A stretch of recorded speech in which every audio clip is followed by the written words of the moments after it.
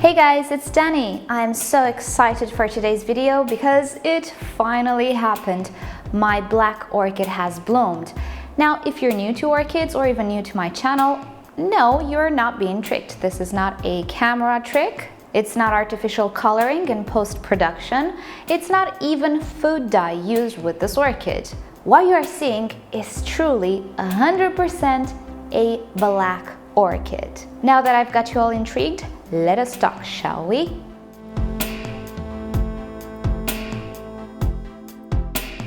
This is the famous, fantastic, fabulous, unbelievable Monnierara Millenium Magic Witchcraft. Some people have a problem with that name. I don't. I find it extremely fitting. I mean, a black orchid? Really? I would not call it Princess Butterfly. That would be just silly. Now, the orchid that you see in front of you is actually a Catasetum type orchid. If you're not acquainted with them, you'll find in the description a video in which I talk a little bit more about Catasetums in general. I show you a different type of Catasetum, but it's a very popular, at least nowadays, family of orchids that many orchid growers have in their collection. You will not, however, find this in flower shops or garden centers. You will find it at specialized orchid nurseries, whether online or on location, and also sellers on eBay or whatever other sites. It's one of those collector's orchids, and I will bring you in closer because I don't think you can see the details at this distance. And PS, for the close-ups with this orchid, I will push the brightness to very high limits because you cannot see the details with this orchid. Let me show you what I mean. So right now my exposure is up the roof. The orchid looks nothing like what it looks like in reality, but you cannot see the details if I don't do this. Look at my hand, I look like a ghost. This is absolutely not reality, just wanted to let you know, not how the orchid looks like, but if I don't do this, you will not see all of the details. You will not see the column, the lip, everything. So I will show you both with increased brightness and also a more close to reality filming. So yeah, as I was saying, it's a true black orchid. However, though, the pigment is not a neutral black, since it is actually a very dark purple. I chose to call it black because in reality, you cannot see the purple. Not even if you get close to the flower, you can swear it is black, and by all means, it is black. When you have light from behind the flower, that's when you can see it is slightly purple. Also, you can see the purple on the stem of the flower and right in the center of the flower, where the pigmentation of the flower itself is a little lighter, a little see-through, let's say. Those are the only parts of the flower that show the purple pigmentation. But let's think about it. If we darken any color, and mind you, white is not a color, so if we darken any color, you will in the end eventually get black, won't you? In our case, we are dealing with a very dark purple, and in certain conditions you can see the little purple in the areas that I specified, but in real life, in your room, looking at it from a close distance, it is pure 100% black, and I cannot believe it. I was expecting this orchid to be, you know, that really dark purple that maybe the Maasai red has, but no, it's black, you guys. I'm not kidding, I'm not exaggerating. It's quite amazing.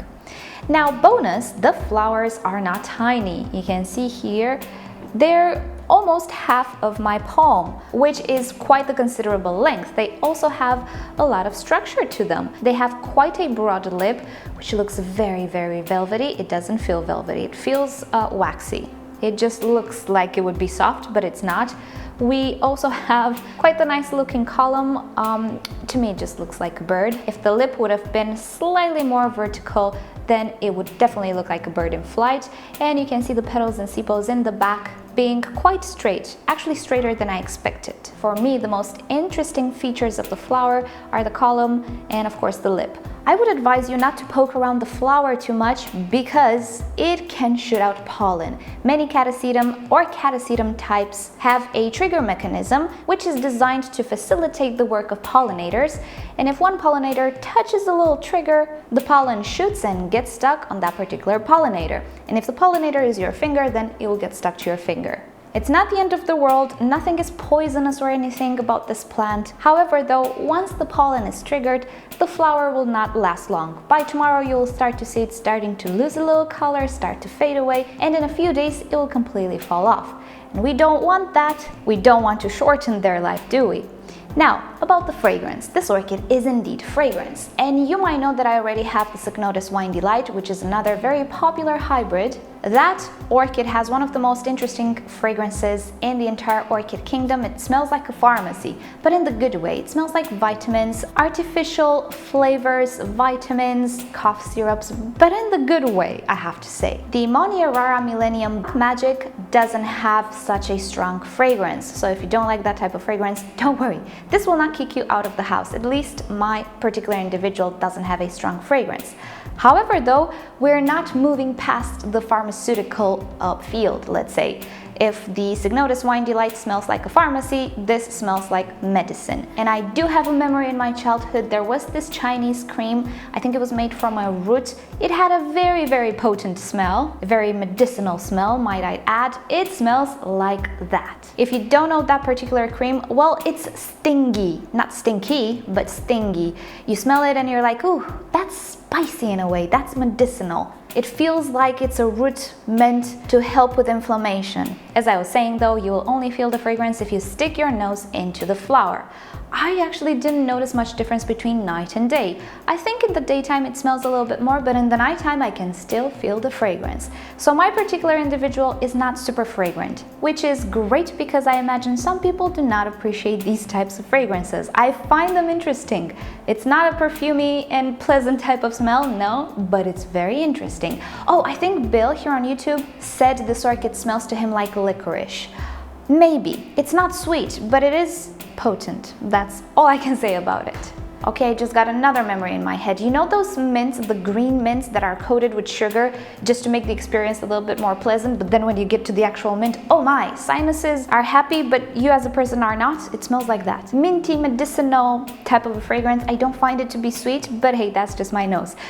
So yeah, it's a very interesting smell. I'm excited about the smell as well because it just adds to it. Now, this orchid has an award. It has an FCC award given by the American Orchid Society. That's the highest award, if I'm not mistaken. It stands for First Class Certificate. And you know, I guess you can see why. So now that the wow factor kind of weared off a little bit, let's talk about this orchid. I have it for a few years already, and it has always grown puny little pseudobulbs for me, as you can see in the back there. And of course, it never bloomed. There's another one, which you cannot see. There we go. This year, on the other hand, we grew quite the adequate pseudobulb. What did I do? Oh, and please excuse the lack of medium. This orchid dropped, we'll get to that. So at the beginning of spring, when I repotted this orchid, I added slow release fertilizer inside the medium, and that gave it a massive, massive boost. I was suspecting I was underfeeding my Catasetum orchids, and I was really, and I will add the video about that fertilizer down in the description. However, though I overdid it, I put too much slow release fertilizer, and these orchids, yes, they're heavy feeders, they're incredibly heavy feeders actually. It was still a bit too much. And in the middle of summer, I burned most of the roots on my Catasetums. And with this particular one, I had a happening, let's call it like that. I had a first flower spike, which turned out to be a mutation, actually a fasciation type of mutation. Thank you for those of you who pointed that type of mutation out. I think that was truly what it was. At some point, the orchid absolutely fell from her shelf under her weight, under the weight of the flower spike, and that distorted flower spike actually broke and it died off. But as you can see in the images, the buds did not look right. So in the end, I'm kind of thankful this orchid lost her first flower spike, because shortly after, it started to grow a new flower spike, which developed this beautiful flower display. And this time, it is perfect. It is impeccable. And hopefully you can see the amount of flowers I have here. This orchid, not only is it a vigorous orchid and unique orchid, it also produces a lot of flowers per flower spike. I have 12 or 13 as I counted, maybe 15. Okay, they're 13. I think it can produce more than this, but you know, considering it's a second flower spike, I guess I can understand it. But this orchid is very, very floriferous, and it produces quite a numerous bloom display. So by all intents and purposes, I cannot find flaw to this orchid. You know, with some orchids, I would say, I would have preferred if it was this and that. With this orchid, I cannot find a flaw. If you manage to treat it correctly, then oh boy, doesn't this look perfect? Now, Catasetums can produce multiple flower spikes as well, and I've seen pictures on the internet with this orchid having 2 flower spikes. Not sure if 3. My Catasetum Wine Delight can actually produce 3 at a time. This one, I'm not entirely sure, but 2, you know, it's enough. Also, the flower spikes tend to develop lower on the plant. With other Catasetum hybrids, you'll find them at the top or somewhere along the length. With this one, it's most of the times somewhere at the base. I don't think I've ever seen one with a flower spike from the top. I might be wrong though. And the only thing I would change about this orchid is something that has nothing to do with the actual orchid, it has to do with me. Of course, I would change the display. Since this orchid fell over, it got its roots burned and so on, I didn't want to disturb it anymore, particularly because it had a flower spike, but definitely, I want to do better next year with the display.